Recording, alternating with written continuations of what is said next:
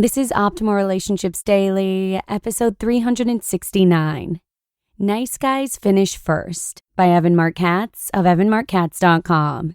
And I'm Joss Marie. Hey, and thanks so much for joining me today. I've actually got some pretty exciting news. As you may know, there are 5 shows in our network, and this is the one where I feature content exclusively about relationships 5 days a week. But I'm super thrilled to announce that the Optimal Living Daily family is launching a new show today called Date Us. It's a dating show where host Olivia will be interviewing eligible singles, and listeners can actually have a chance to date them. And I'll talk a bit more in depth about Date Us at the end of today's show, but first, let's get to Evan's post about nice guys finishing first and start optimizing your life. Nice Guys Finish First by Evan Marc Katz of and&nbsp. Just got off the phone with a client and became inspired to write this piece. My client is a nice guy, mid-30s, intelligent, successful, and serious about finding a relationship. We've been working together for a few months, and he's been lamenting his lack of success.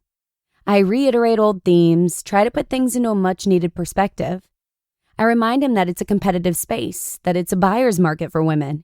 He tells me that he doesn't want to have to lower his standards for online dating. The same women he can get in real life don't respond to him online. I remind him that at a party, she doesn't have 100 men lined up to talk to her. On Match.com, she does. The strength of online dating lies in its ability to give us access to total strangers. The downside is how difficult it is to keep their attention. We go over an email that he wrote to a woman. She didn't write back. He wonders if he did anything wrong. I assure him that he did not. He muses that it must be nice to have hundreds of people writing to you. I let him know that it's a burden for these women and that lots of great guys get lost in the shuffle. He reminds me that each letter he writes that goes unanswered is a blow to the ego. I told him it shouldn't be. You can't take online dating personally.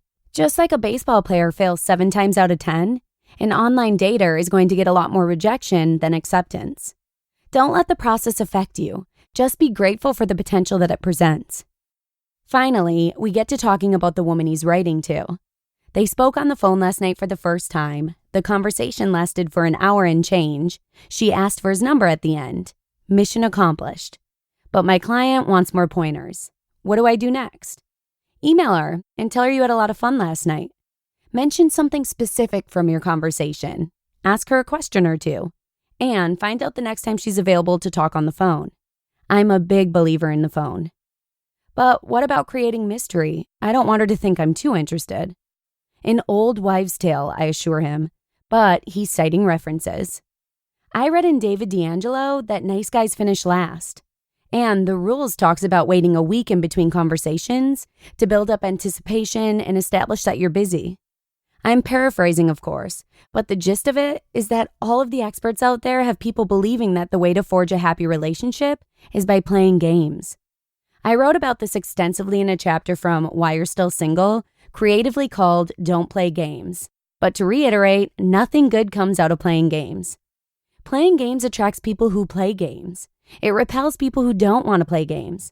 And everything that you do that is in the least bit calculating is pushing you farther and farther from what you claim to want, an authentic relationship where you can be loved and accepted for who you are.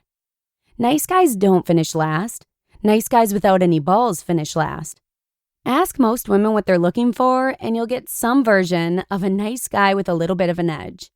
They value his ability to be a man, take control, make decisions, speak his mind, and march to the beat of his own drum. None of those things prevent a guy from being nice. They just mean that he's not a desperate kiss. Nice guys often confuse these two things. Because they've tried to nice their way into women's hearts and failed, they're convinced that they have to start being jerks. Decent women have no tolerance for jerks. They just don't want a guy who values himself so little that he has to try so very hard to impress. The confidence that a man projects is the magnetism that draws women. The kindness is what keeps women there. Confidence without kindness describes bad boys that smart women have long ago given up.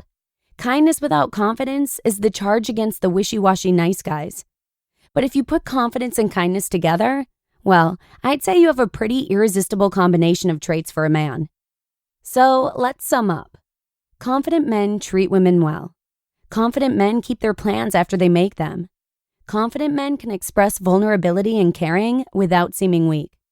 This territory isn't exclusive to nice guys who finish last. This is for guys who won't bend over backwards to the point where they are spineless. And in case you don't believe me about the game playing, here's the best example I can provide to make my case. You know what a woman says when a guy she likes calls her the day after a date?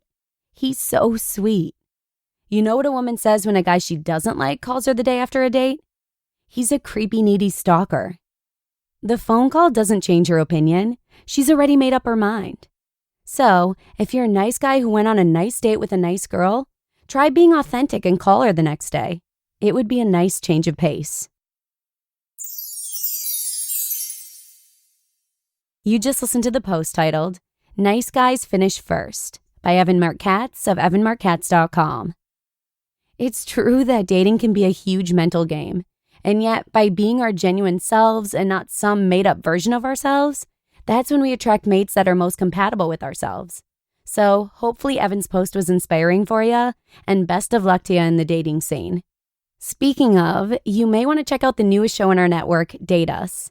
In Season 1, Olivia interviews Southern California singles, and you'll actually have the chance to date them. Simply visit their profile and leave them a message online.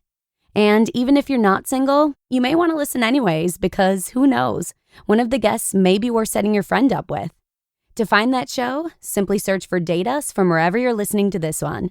P.S. We're looking for single people to interview for our future seasons, and you can get more info about that right at dateuspodcast.com. But with that, let's wrap up for today. Thanks so much for listening, and hopefully I'll see you again tomorrow with a post from another new author, where your optimal life awaits.